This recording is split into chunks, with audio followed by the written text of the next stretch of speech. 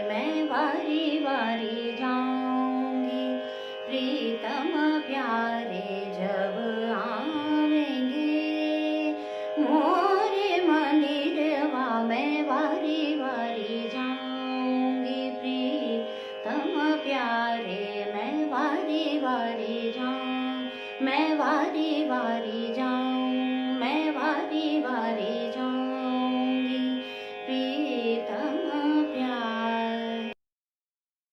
Hello friends, मैं हूं विजेता और आज हम बहुत ही इम्पॉर्टेंट टॉपिक पर बात करने जा रहे हैं कि स्वरों को लगाने की क्या टेक्निक है और हमें रियाज किस तरह से करना है। तो चलिए शुरू करते हैं बातचीत। सबसे पहले हमें ये देखना है हम किस समय पर रियाज करते हैं। आप सुबह करते हैं, दोपहर को करते हैं या शाम को करते हैं। तो चलिए, अगर हम सुबह का रियाज करते हैं तो हमें रियाज कैसे करना है।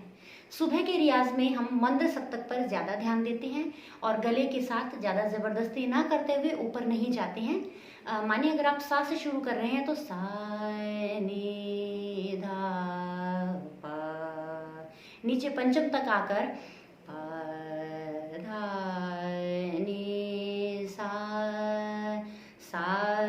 रे गा।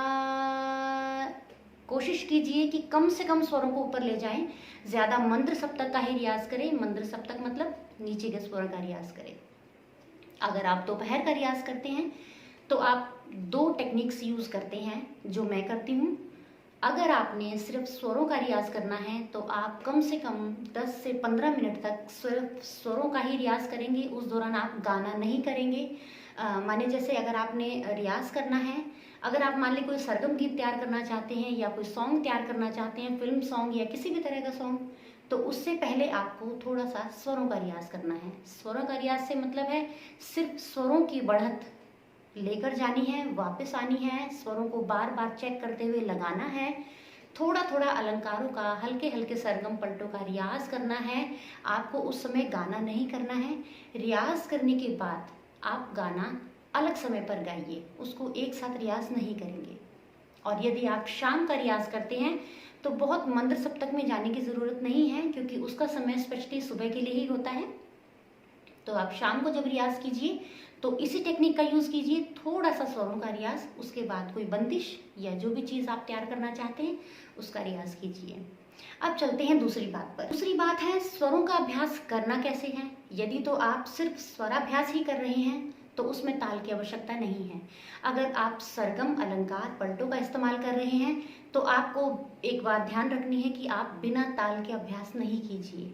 अब जब भी अभ्यास कीजिए ताल के साथ कीजिए। इसके लिए ज़रूरी नहीं है कि आपके पास ताल पेटी हो, तबला हो। इन सब के बिना भी आप अपनी उंगलियों पर हाथों से ताल देकर अभ्यास कर सकते हैं। ताल देकर अभ्यास करने से सबसे बड़ा फायदा ये होता है, जब आप किसी चीज़ को प्रेजेंट करने जाते हैं तो वो रिदमिक होती है, वो रिदम से आउट नहीं होती है। थर्ड पॉइंट पर चलते हैं, जिस बात का आपको सबसे ज़्यादा ध्यान रखना है कि आपने अपने गले के साथ ज़बरदस्ती कभी नहीं करनी है। जब आप गा रहे हैं तो आराम से गाइए, किसी तरह की जल्दबाजी में नहीं गाइए और चिल्लाकर नहीं गाइए। स्वरों को और गले को बहुत ही ध्यान से और आराम से इस्तेमाल कीजिए। अगर आप गले के साथ ज़बरदस्ती करते हैं तो आपका गला खराब हो सकता है, आपके वोकल कॉर्ड्स डैमेज हो सकते हैं। तो किसी भी तरह का रियाज कीजिए, सुबह, दोपहर, शाम, किसी भी तरह से, किसी भी प्रकार का आप गाना तैयार कर रहे हैं, गज़ल गा रहे हैं, भजन गा रहे हैं, आपको ये बात ध्यान रखनी है कि जब भी आप गाएं आप गले को ज़बरदस्ती खींचकर या ताकत लगा के नहीं गाएं, बहुत ही सॉफ्टली और आराम से और धैर्य के साथ गाएं। तो ये थी हमारी 3 टेक्निक्स जो आपको हमने बताई कि रियाज करते हुए आपको किन चीज़ों का ध्यान रखना है। अगर आपको मेरी वीडियो पसंद आई है तो इसे लाइक कीजिए, शेयर कीजिए, सब्सक्राइब कीजिए और सबसे ज़रूरी बात, मुझे कमेंट्स करके ज़रूर बताइएगा कि वीडियो में और आप क्या जानना चाहते हैं।